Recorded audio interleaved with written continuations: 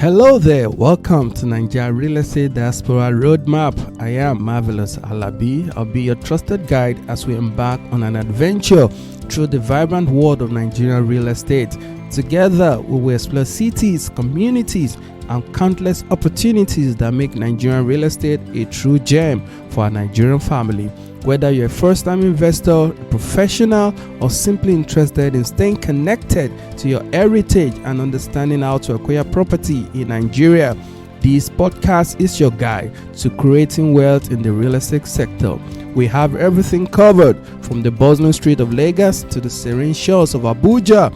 Our mission is fostering financial growth and sustainable prosperity via real estate. So buckle up. Prepare yourself for a journey filled with knowledge, updates, and trends that will stir up your connection and keep you adequately informed in the world of Nigerian real estate. Are you ready? Let's go. Welcome back to the podcast. Today we tackle a big question that I have been asked a number of times, and the question is, should a Nigerian living abroad invest in property back home or in the country of their residency like the US, UK, Canada, or any part of the world? John, a London-based doctor, is eyeing a flat in Lagos, while his cousin Amina, living in Manchester, wonders if she should buy a rental apartment in Abuja instead of a buy-to-let back in the UK. Both ask, where will my naira or pound grow best?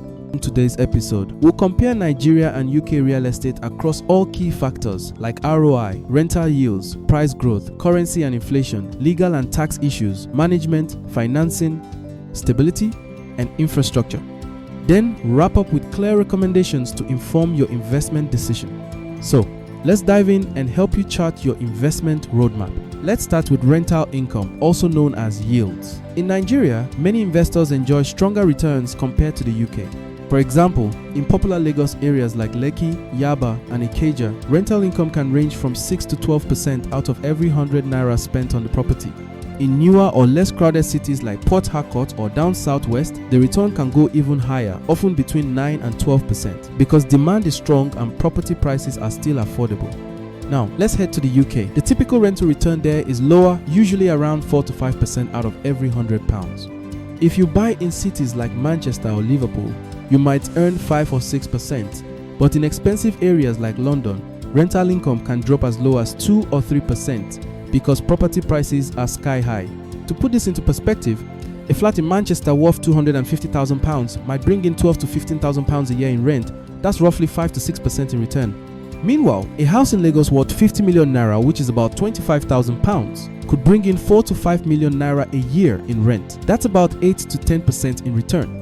So, in terms of rental income alone, Nigerian properties often come out on top. But here's the catch. While Nigerian investments offer bigger cash flow, they also come with bigger risks. Inflation is high, and the value of the naira can change a lot. On the other hand, the UK's lower returns are balanced out by a more stable currency and stronger legal protection for landlords. Bottom line, Nigerian real estate can give you higher income from rent, but it also demands more careful planning. UK properties may earn less, but they offer more peace of mind and oftentimes requires a larger investment pocket. Now let's talk about how fast property prices grow, which is also known as capital appreciation. In Nigeria, especially in big cities like Lagos and Abuja, prices can move up quickly, but also come with big swings. According to a recent report by BRG, top neighborhoods in Lagos like Lekki, Ikoyi, and Victoria Island saw property prices rise by about 15 in every 100 last year. Another housing report from Knight Frank also mentioned a sharp rise in house prices and rents in Lagos throughout 2024. Much of that growth was driven by inflation and rising construction costs. Looking over the past 10 years, Lagos has averaged around 8 or 9 in annual growth. Other Nigerian cities don't have as much official data, but many of them are catching up quickly, especially the middle-tier cities. Now, if we cross over to the United Kingdom, things look more stable but slower. The UK housing market is mature, which means price increases are generally smaller and more predictable. Nationwide's house price index showed that property prices across the UK went up by almost 5 last year. However, new numbers from Zoopla say that growth has now cooled down to just over 1 year on year as of May 2025. In some areas like Northern England, prices rose by 5 or 6 last year, but in London and the South, there was little to no growth at all. So what does this mean for investors? Let's take two real-life examples. If Amina buys a flat in Manchester for £200,000, she might see its value rise by around 2 to 4 each year, slow but steady. On the other hand, if Chinedu buys a house in Lagos for 50 million naira, it could go up by 10 to 15 in a booming year. But it could also flatline or even drop if the economy takes a hit. And don't forget, inflation in Nigeria is high, so some of that price increase might simply be the cost of living going up, not real gains. The takeaway is clear. Nigerian real estate has the potential for big jumps in value, especially in strong years. I have seen this in practical terms over the years. On the other hand, the UK gives you more stability, but at a slower pace. Now let's talk about one of the biggest elephants in the room: inflation and currency risk. If you're investing in Nigerian real estate from abroad, you've probably heard someone say, the rent is good, the returns are high. But the truth is a little more complicated when we look at what your money is really worth. In Nigeria, inflation has been roaring. In November 2024, inflation hit about 35%, the highest in 28 years. And even by mid-2025, it was still hovering around 23%. That's massive.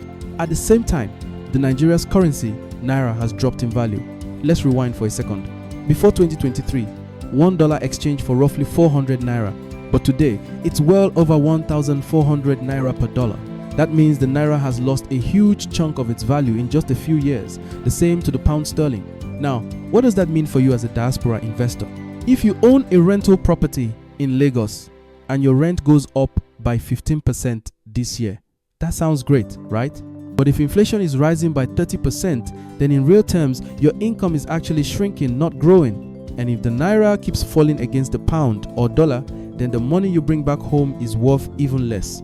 Let's break it down with a real example. If you live in the UK and you own a house in Lagos, you earn about 5 million Naira in rent every year. But if the Naira falls by 20% this year, then when you convert that rent to pounds, you're actually losing money. The pounds you get today will be less than what you got last year, even if the rent in Naira stayed the same or even went up. But if you own a small apartment in Manchester, if your rent went up by 4% last year, it may not sound huge, but here's the difference.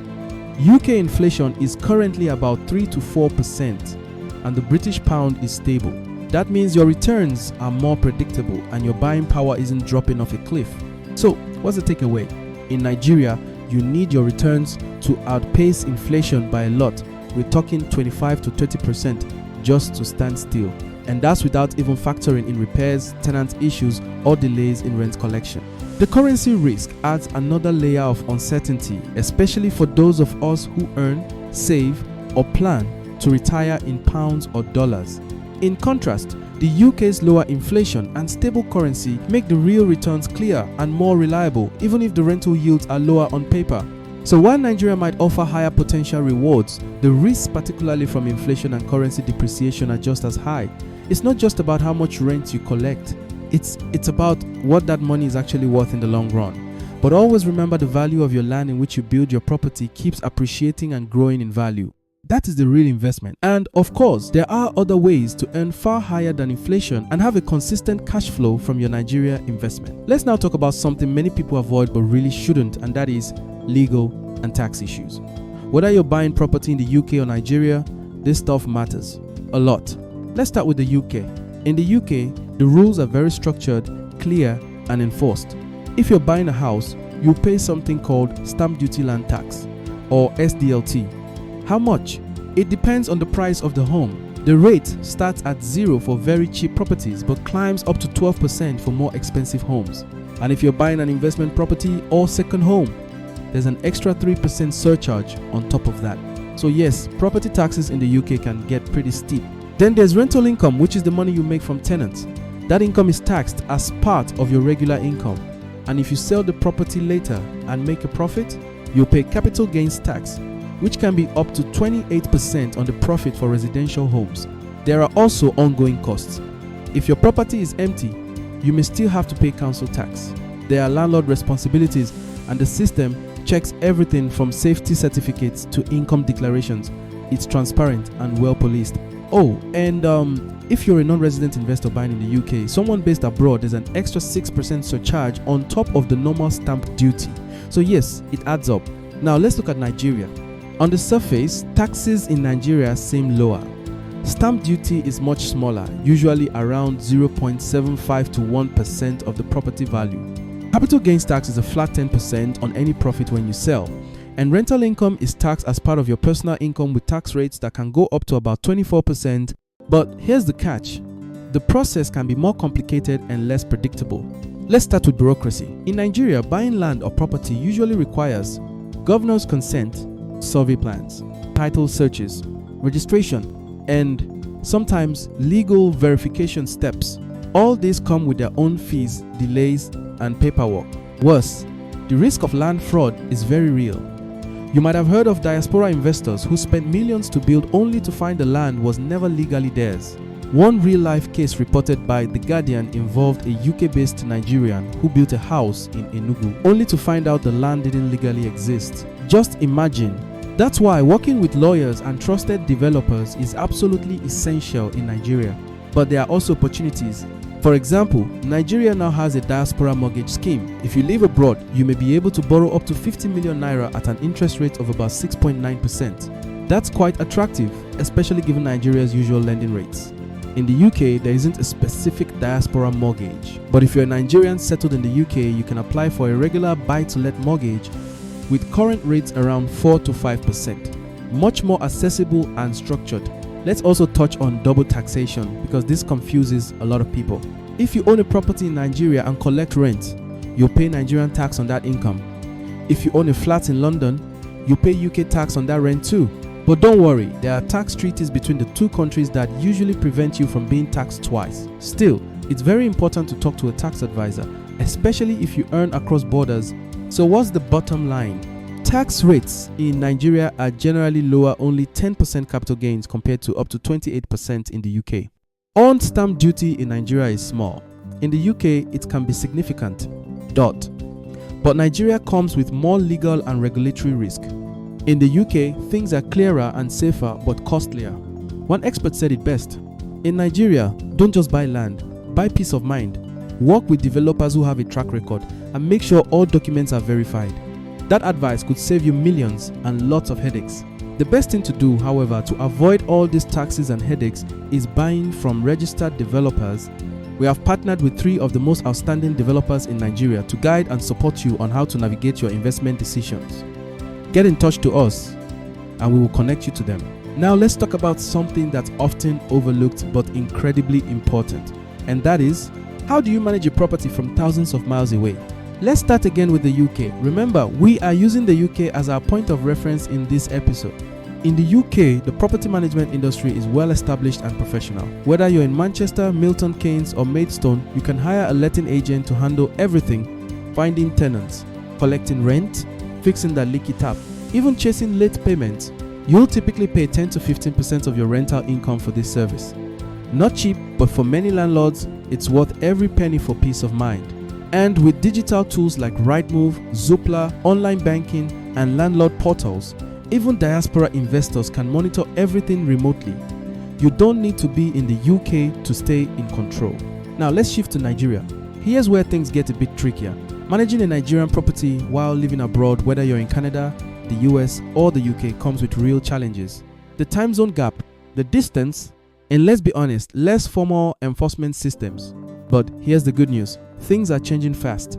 Today, we're seeing a wave of diaspora-focused real estate services in Nigeria. Some firms now offer virtual video tours of properties, digital escrow systems to protect your funds, title verification tools to prevent fraud. Agencies like Sasa Properties, My Away Home, and Axial Pacific specialize in managing projects for Nigerians abroad, from land acquisition to construction and tenant management. Even public agencies are getting involved. NIDCOM, that's the Nigerians in Diaspora Commission, and FMBN, Federal Mortgage Bank of Nigeria, are working on streamlining real estate processes for diaspora Nigerians.